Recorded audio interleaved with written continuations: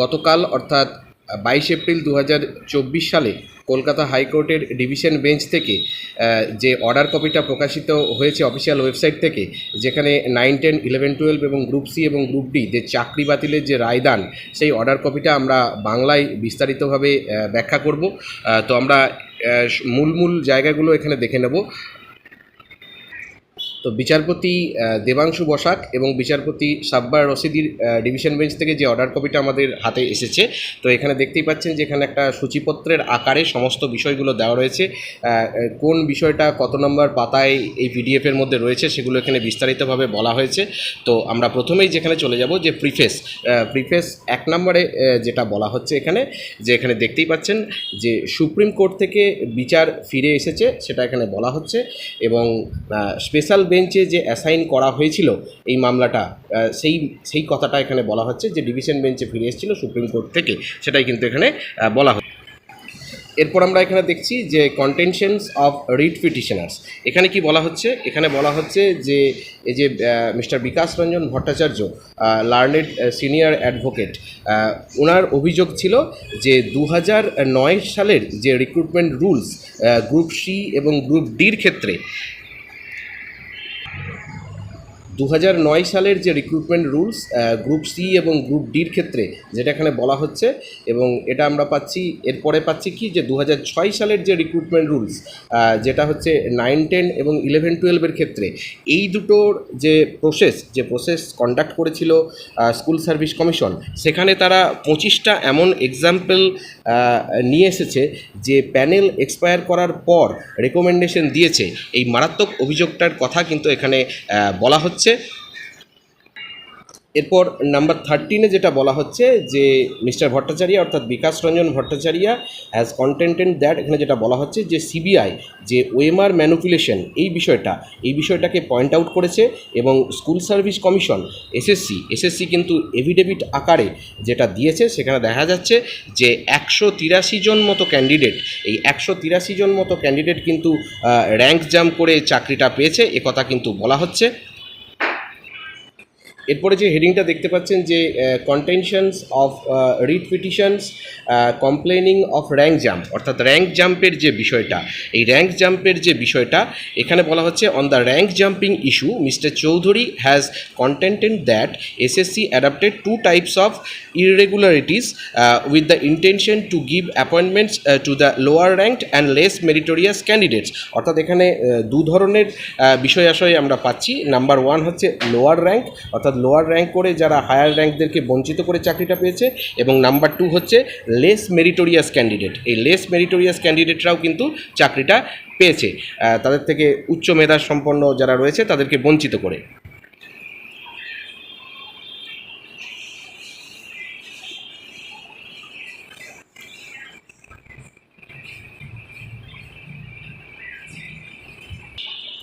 এরপরে দেখুন 25 নম্বরে কি বলা হচ্ছে, যে এখানে বলা হচ্ছে যে 183টা র্যাঙ্ক জাম্প ইস্যু রয়েছে এবং 122টা এদেরকে কিন্তু এসএসসি রিমুভ করেছে, অর্থাৎ 122 জন candidate were removed by SSC এবং 183 candidates in rank jump issue, এই দুটোর কথা এখানে কিন্তু বলা হচ্ছে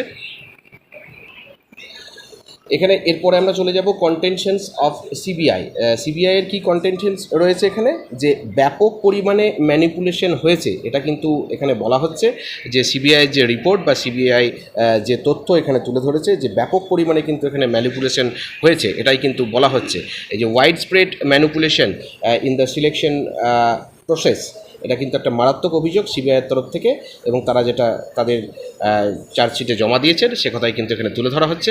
এরপরে আমরা কন্টেনশনস অফ এসএসসি, অর্থাৎ এসএসসি কি জানাচ্ছে এই বিষয়ে, যে এসএসসি জানাচ্ছে, আমরা 32 নম্বর যে পয়েন্ট সেখানে চলে যাব, যে doctor Partha has ড্রন the attention of the court to the fact that 7 phases of counselling were held within the validity period of the panel, অর্থাৎ সপ্তম দফার বা 7th ফেজ যে কাউন্সেলিং, এটা কিন্তু এই ভ্যালিডিটি অফ পিরিয়ড অর্থাৎ প্যানেলের যে ভ্যালিডিটি তার মধ্যে হয়েছে, কিন্তু এর পরের ফেজটা অর্থাৎ 8th phase of counselling had been held after the expiry of panel, অর্থাৎ অষ্টম দফার যে কাউন্সেলিং সেটা কিন্তু প্যানেল এক্সপায়ার করে যাবার পরে সেখানে কিন্তু সংগঠিত হচ্ছে।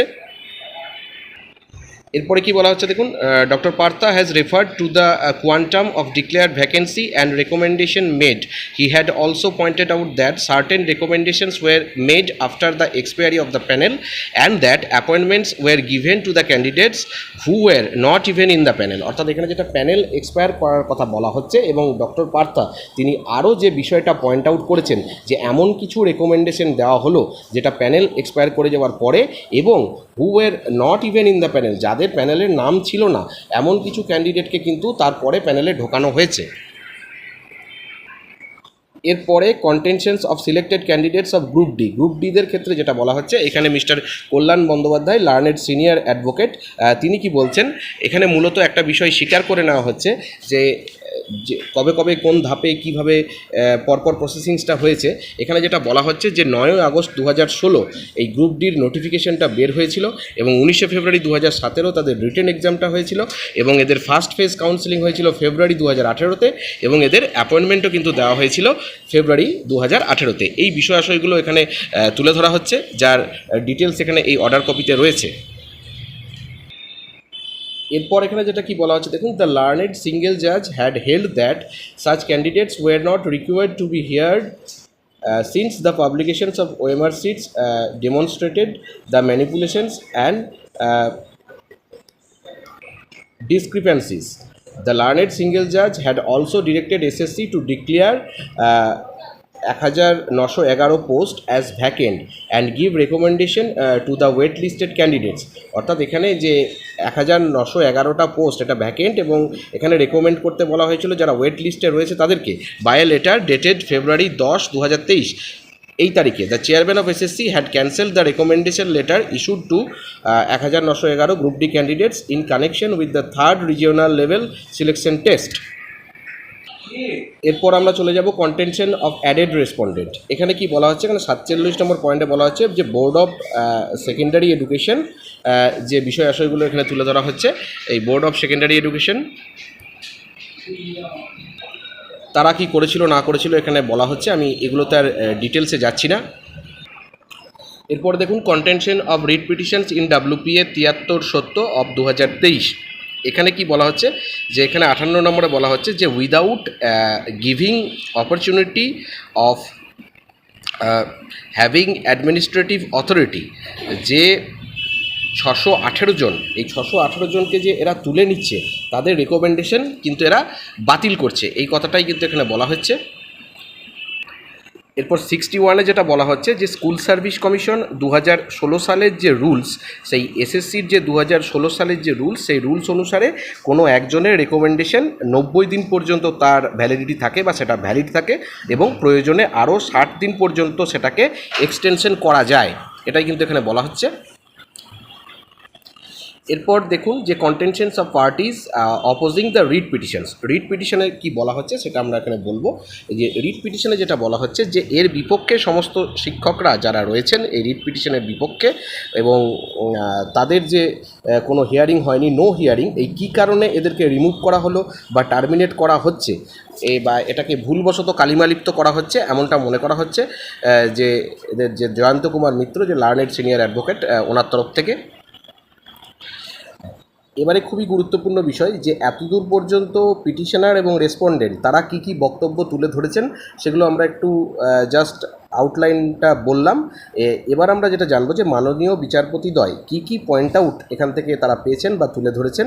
এই যে ইস্যুস যেগুলো রয়েছে, আমরা 118 নম্বরে চলে যাব। 118 নম্বরের ইস্যুতে যেটা বলা হচ্ছে যে এই প্যানেল বাতিলের পেছনে কি কি কারণ, এই প্যানেল বাতিলের পেছনে কি কি কারণ, যেটা 1 নম্বরে যেটা বলা হচ্ছে, does this division bench have jurisdiction to hear all the writ petitions and appeals listed before it. অর্থাৎ এখানে যেটা বলা হচ্ছে যে এই যে ডিভিশন বেঞ্চ, এর কি কোনো এখতিয়ার আছে আগে যে সমস্ত শুনানিগুলো হয়েছে সেগুলো শুনানি করানোর। 2 নম্বরে যেটা বলা হচ্ছে যে এই প্যানেলের মেয়াদ পেরিয়ে যাওয়ার পর যে সমস্ত আনসাকসেসফুল ক্যান্ডিডেট তারা এই মামলার সাথে যুক্ত হয়েছে সেগুলো কি যথার্থ হয়েছে। নাম্বার 3-তে যেটা বলা হচ্ছে যে প্যানেল এক্সপায়ার করে যাওয়ার পর তাদেরকে অ্যাপয়েন্টমেন্ট দেওয়ার কোনো অধিকার কি রয়েছে। 4 নম্বরে যেটা বলা হচ্ছে যে এমন কিছু ক্যান্ডিডেট রয়েছে যারা 2022 সালের 19শে সেপ্টেম্বর সেই সার্টিফিকেট দেখিয়ে চাকরি পাচ্ছে, সেটাও কি আদৌ সম্ভব। 5 নম্বরে বলা হচ্ছে যে সিজড ডেটাগুলোকে কম্পেয়ার করলে কি সেগুলো ম্যাচ করছে অরিজিনাল ডেটার সাথে। 6 নম্বরে যেটা বলা হচ্ছে যে ডেটাগুলোকে সিজ করার সময় সেখানে যারা এমপ্লয়ি ছিল তাদেরকে টার্মিনেট করা কি আদৌ সঠিক কাজ হয়েছে। 7 নম্বরে যেটা বলা হচ্ছে যে যাদেরকে চাকরি থেকে বাতিল করা হচ্ছে তাদের কথা না শুনে স্কুল সার্ভিস কমিশন কিভাবে তাদের চাকরি থেকে বাতিল করতে পারে। 8 নম্বরে যেটা বলা হচ্ছে যে স্কুল সার্ভিস কমিশনের রুল 17 বা 17 নম্বর নিয়ম অনুযায়ী এগুলো কি ভ্যালিড অর নট। সবশেষে 9 নম্বরে যেটা বলা হচ্ছে যে রিট পিটিশনারদের কোনো রকমভাবে কোনো সুবিধা দেওয়া সম্ভব কি। এরপরে আমরা জুরিসডিকশনে কি রয়েছে সেটা জানবো। জুরিসডিকশনে যেটা বলা হচ্ছে যে সুপ্রিম কোর্ট কবে কি অর্ডার দিয়েছিল, কিভাবে কোন বেঞ্চে অর্ডার দিয়েছিল, ডিভিশন বেঞ্চ কিভাবে মামলাটি পেয়েছিল তাদের আওতায়, এবং সুপ্রিম কোর্টের মূল অর্ডার এখানে কিন্তু তুলে ধরা হয়েছে।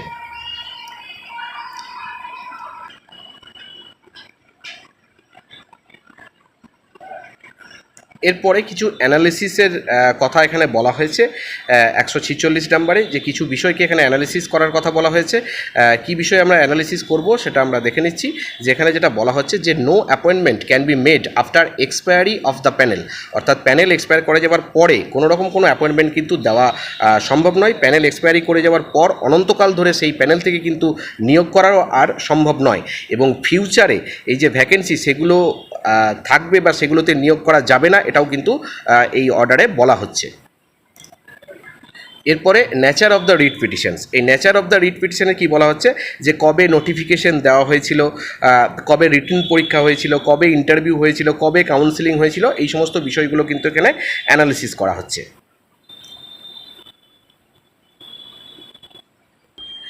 এরপরে যেটাতে চলে যাব সেটা হচ্ছে delay on part of writ petitioners and maintainability. এখানে যেটা বলা হচ্ছে যে 160 নম্বর পয়েন্টে যে at the time when the writ petitioners had approached the court they were interested in securing employment for themselves rather than having the entire selection process nullified. এখানে যেটা বলা হচ্ছে যে যারা মামলা করতে এসেছিল তখন তারা এসেছিল যখন তাদের নিজেদের প্রয়োজনে বা নিজেদের পজিশনটাকে, নিজেদের চাকরিটাকে সিকিওর করার জন্য। কখনোই তারা কিন্তু এন্টায়ার সিলেকশন প্রসেসটাকে বাঁচিয়ে রাখার জন্য তারা কিন্তু আসেনি। এই সিলেকশন প্রসেসে এরা কিন্তু আনসাকসেসফুল, এটাই কিন্তু এখানে বলা হচ্ছে। এরপরে আমরা দেখে নেব court's order on the writ petition, অর্থাৎ কোর্ট কি অর্ডার দিচ্ছে এই রিট পিটিশনে। এখানে যেটা বলা হচ্ছে যে 9 নভেম্বর 2021 সালে একটা WPA 12-270 2021 সালে একটা করা হয়েছিল, এবং এসএসসি তারা এভিডেভিট দেয়, রিপোর্ট দেয় এভিডেভিটের আকারে এখানে, এবং এসএসসি তারা যে এভিডেভিটের আকারে কী কী জানিয়েছিল সেগুলো এখানে পরপর বলা হয়েছে। SSC had submitted a statistical report in the respect of the 4 selection processes which is as follows। এখানে যেটা বলা হচ্ছে যে 1 নম্বরে অ্যাসিস্ট্যান্ট টিচার নবম দশমের ক্ষেত্রে যে টোটাল সংখ্যাটা ছিল 11,610, এখানে ওএমআর জনিত সমস্যা ছিল 808 জনের, অর্থাৎ ব্ল্যাঙ্ক ওএমআর বা কারোর 2 থেকে 52 নাম্বার হয়ে গেছে, কারোর 3 থেকে 53 নাম্বার হয়ে গেছে, এবং র্যাঙ্ক জাম্প এই ইস্যুটা ছিল 185 জনের, এবং টোটাল এই যে ইলিগাল ইস্যু যেটা ধরা পড়ছে সেটা হচ্ছে 993 জন, যেটা পার্সেন্টেজ করলে হচ্ছে 8.50%। এবং একইভাবে 2 নম্বর সিরিয়ালে যেটা একাদশ দ্বাদশের ক্ষেত্রে 5,596 জনের ক্ষেত্রে টোটাল রেকমেন্ডেশন ছিল, এবং এখানে ওএমআর ইস্যু হচ্ছে 771 জনের, এবং এখানে র্যাঙ্ক জাম হচ্ছে 39 জনের, এবং এখানে ইলিগাল ইস্যু পাওয়া যাচ্ছে 810, এবং এখানে পার্সেন্টেজ করলে দাঁড়াচ্ছে 14.47%। গ্রুপ সি এর ক্ষেত্রে আমরা যেটা দেখতে পাচ্ছি সেটা 2037 জন, এর মধ্যে ওএমআর ইস্যু ছিল 783 জনের, এবং এখানে কোনো র্যাঙ্ক জাম্পিং কিছু ইস্যু পাওয়া যাচ্ছে না, এবং ইলিগাল ইস্যু যেটা পাওয়া যাচ্ছে সেটা হচ্ছে 783 জন, এবং পার্সেন্টেজ করলে যেটা দাঁড়াচ্ছে যে 38.43%। এরপরে সবশেষে গ্রুপ ডির ক্ষেত্রে 3,880 জনের যে রেকমেন্ডেশন, এখানে ওএমআর ইস্যু পাওয়া যাচ্ছে 1,741 জনের, এখানেও র্যাঙ্ক জাম্প কিছু পাওয়া যাচ্ছে না, কোনো ইলিগালিটি যেটা হচ্ছে সেটা পার্সেন্টেজ করলে হচ্ছে 44.87%।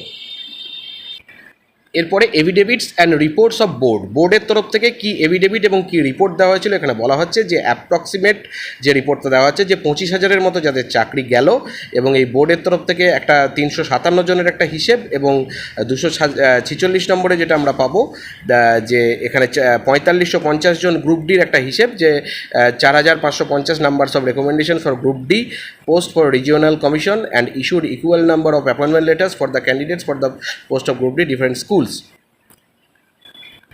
এরপরে রিপোর্টস অফ সিবিআই কি রিপোর্ট দিচ্ছে? সিবিআই রিপোর্ট এখানে খুব গুরুত্বপূর্ণ একটা বিষয়, যে এখানে একটা এই যে নাইসা বলে একটা কোম্পানি রয়েছে, এই নাইসা কোম্পানির যে বিষয়টা সেখানে তুলে ধরেছে, এবং এই যে নাইসা নামে একটি সংস্থা যেটাকে ওএমআর স্ক্যান এবং মূল্যায়ন এবং ফাইনাল ট্যাবুলেশন তৈরি করার যাদের এই দায়িত্বটা এদের উপর ন্যস্ত ছিল বা বরাদ্দ ছিল, এক্ষেত্রে সিবিআই কী করেছে? এক্ষেত্রে সিবিআই মোট 3টে হার্ড ডিস্ক এরা সিজ করেছে গাজিয়াবাদ থেকে, এই বিষয়টা এখানে বলা হচ্ছে।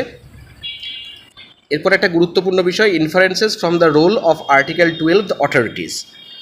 এখানে যেটা বলা হচ্ছে যে রাজ্য সরকার একটা বিষয় স্বীকার করে নিয়েছে যে তাদের এই যে রিক্রুটমেন্ট প্রসেস, এই রিক্রুটমেন্ট প্রসেসে ইললিগ্যালিটি হয়েছে, এবং এই ইললিগ্যালিটি কোন জায়গায় কতটা এখানে তারা বিস্তারিতভাবে তুলে ধরেছে।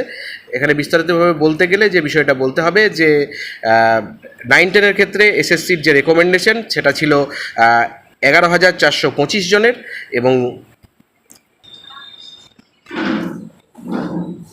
এবং বোর্ড অ্যাপয়েন্টমেন্ট দিচ্ছে 12,946 জনকে, অর্থাৎ এখানে এক্সেস কতজন? এক্সেস হচ্ছে 1,539 জন। এই যে এক্সেস অ্যাপয়েন্টমেন্ট তারা কিন্তু দিয়েছে, এটা কিন্তু তারা স্বীকার করছে।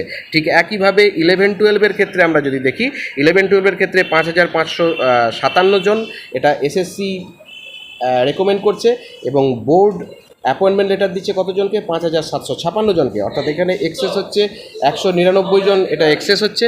এরপরে আমরা গ্রুপ সির ক্ষেত্রে যদি দেখি, গ্রুপ সির ক্ষেত্রেও সেই সংখ্যাটা একই রকম, যে 2483 জনকে এসএসসি রেকমেন্ড করছে, 2483 জনকে অ্যাপয়েন্টমেন্ট লেটার দেওয়া হয়েছে, যেখানে রেকমেন্ডেশন ছিল 2,067 জনের, অর্থাৎ এখানে 416 জন মতো এক্সেস।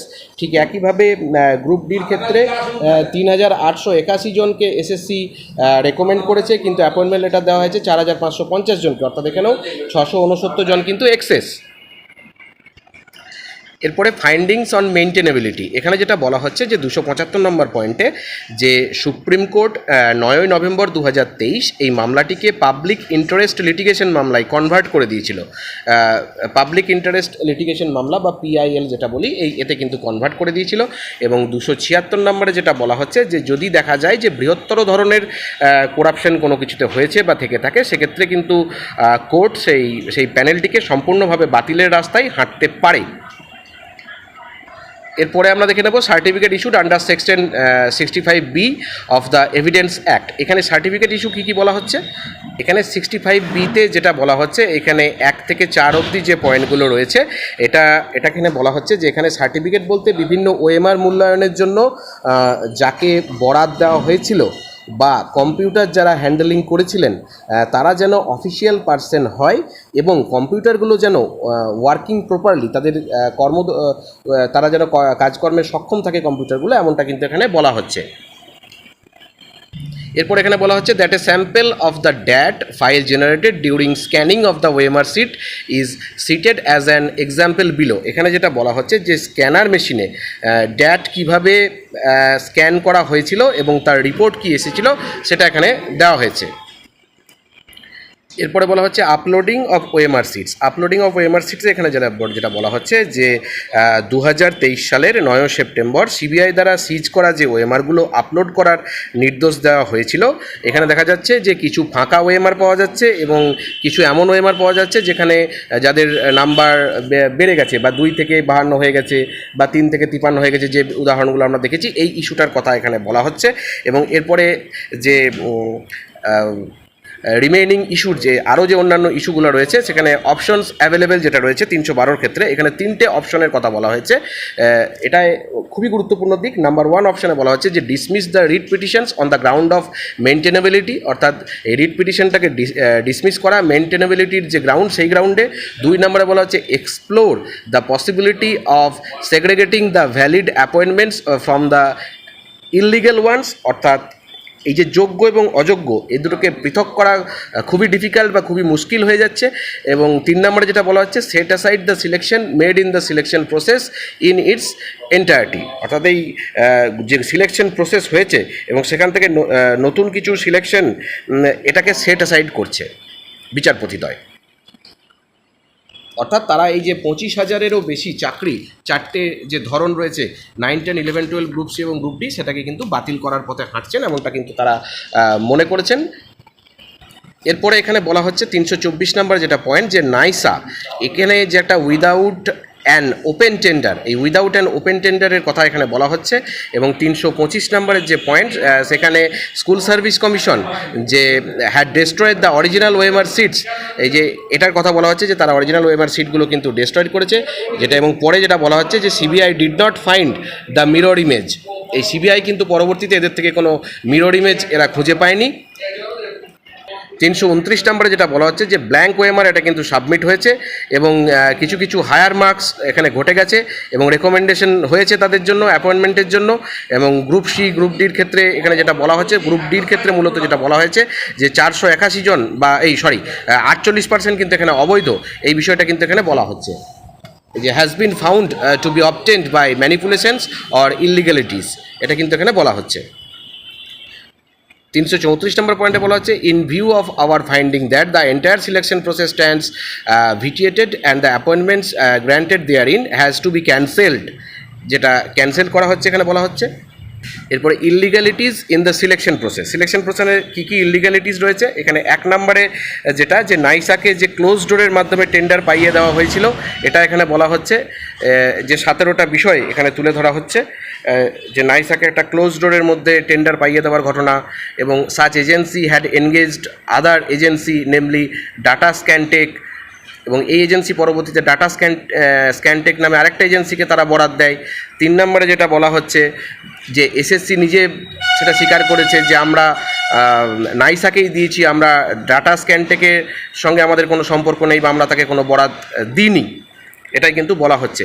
4 নম্বরে বলা হচ্ছে যে এসএসসি ডেস্ট্রয়েড করেছে অরিজিনাল ওএমআর সিট এবং তারা সার্ভারে রেখেছে কথা বলা হচ্ছে। কিন্তু 5 নম্বরে গিয়ে যেটা বলা হচ্ছে যে CBI did not find any scanned mirror image, অর্থাৎ সিবিআই কিন্তু তারপরে খুঁজতে গিয়ে কিন্তু কোনো স্ক্যান্ড মিরর ইমেজ কিন্তু পাচ্ছে না। 6 নম্বরে বলা হচ্ছে OMR sheet had been destroyed without the scanned mirror image preserved, অর্থাৎ ওএমআর সিট ডেস্ট্রয় করা হয়েছে কোনো রকম প্রিজার্ভেশন ছাড়াই। 7 নম্বরে বলা হচ্ছে SSC had provided scanned OMR sheets of RTI applicants in the year 2018 সালে তারা কিন্তু প্রোভাইড করেছিল আরটিআই কপি, আরটিআই যারা চেয়েছিল তাদের, till 2023 claiming that such OMR seats were from its database, although CBI did not find any OMR seats in the server of SSC, কিন্তু CBI যখন খুঁজতে যাচ্ছে তখন কিন্তু এরকম কোনো ডেটাবেস কিন্তু পাওয়া যাচ্ছে না। 8 নম্বরে বলা হচ্ছে appointments higher than the declared vacancies had been given in respect of all 4 categories, এখানে নিয়োগ যেটা সেটা হচ্ছে ডিক্লেয়ার্ড ভ্যাকেন্সির থেকে বেশি নিয়োগ করা হচ্ছে। 9 নম্বরে বলা হচ্ছে appointments had been given to persons who were not even in the panel, প্যানেলে যাদের নাম নেই এমন ক্যান্ডিডেটকেও কিন্তু রেকমেন্ডেশন বা নিয়োগপত্র দেওয়া হয়েছে। 10 নম্বরে বলা হচ্ছে appointment had been given to person who submitted blank OMR sheet, ফাঁকা ওএমআর দিয়েছে এমনও কিন্তু চাকরি করছে, এই অভিযোগ সিবিআই করেছে। Appointments had been given persons after expiry of panel, appointment দেওয়া হয়েছে প্যানেল এক্সপায়ার করে যাওয়ার পরেও। 12 নম্বরে বলা হচ্ছে persons placed lower rank in rank had been given appointment in preference to the person placed higher in rank in the merit list, অর্থাৎ higher rank merit লিস্টে থাকা ক্যান্ডিডেটকে বাদ দিয়ে লোয়ার র্যাঙ্ক মেরিট লিস্টে থাকা ক্যান্ডিডেটটা কিন্তু অ্যাপয়েন্টমেন্ট পেয়েছে। 13 নম্বরে বলা হচ্ছে merit list containing the marks obtained by the respective candidates had never been published, এই যে মেরিট লিস্ট কিন্তু ক্যান্ডিডেটদের কিন্তু কখনোই এসএসসি পাবলিশ করেনি। Counselling had been held subsequent to the expiry of panel, 14 নম্বরে বলা হচ্ছে যে কাউন্সিলিং অর্থাৎ মূলত ওই 8ম দফার যে কাউন্সিলিং সেটা কিন্তু প্যানেল এক্সপায়ার করে যাওয়ার পরে করেছিল। 15 নম্বরে বলা হচ্ছে total beneficiaries of the illegalities are yet to be identified and rendered improbable given the stand of SSC board and state. 16 নম্বরে বলা হচ্ছে SSC had applied for permission to create supernumeric post, অর্থাৎ এখানে এসএসসি যে সুপারনিউমেরিক post create করার কথা বলা হচ্ছে সেটা বলা হচ্ছে। এবং সবশেষে 17 নম্বরে বলা হচ্ছে recruitment rules governing the 4 categories had never been adhered to either in letter or spirit, এখানে স্পিরিটের কথা বলা হচ্ছে। 336 নম্বরে যে ইললিগ্যালিটি হয়েছে তা তারা রিপোর্টে স্বীকার করছে। এখানে এসএসসি বা বোর্ড বা মধ্যশিক্ষা পর্ষদ সবারই ক্ষেত্রে জাস্টিস বাগ কমিটির রিপোর্ট এটা। এরপর রিলিফসে কি বলা হচ্ছে, রিলিফসে 340 নম্বর পয়েন্টে বলা হচ্ছে যে এই সমস্ত রিট পিটিশনাররা অ্যাপ্রোচ করেছিল কোর্টের কাছে যে তাদের চাকরি যেন সিকিউর করা হয়, কিন্তু সুপ্রিম কোর্টের পরবর্তীতে যে বিষয়াশয়গুলো ঘটেছে সেটা এখানে সম্পূর্ণভাবে তুলে ধরা হয়েছে। এরপরে ডিরেকশন কি দিচ্ছে, খুবই গুরুত্বপূর্ণ। ডিরেকশন কি দিচ্ছে আমরা দেখে নেব। ডিরেকশন দিচ্ছে যে এখানে গুরুত্বপূর্ণ বিষয়গুলো আমরা দেখব যে all appointments granted in the selection process involving being violence of article 14 and 16 of the constitution of India, অর্থাৎ ভারতীয় সংবিধানের আর্টিকেল 14 এবং 16কে ভায়োলেন্স করছে, আর declared null and void and cancelled, অর্থাৎ এই যে সিলেকশন প্রক্রিয়াটাকে ডিক্লেয়ার করা হচ্ছে যে নাল এবং ভয়েড এবং এটাকে ক্যান্সেল করা হচ্ছে।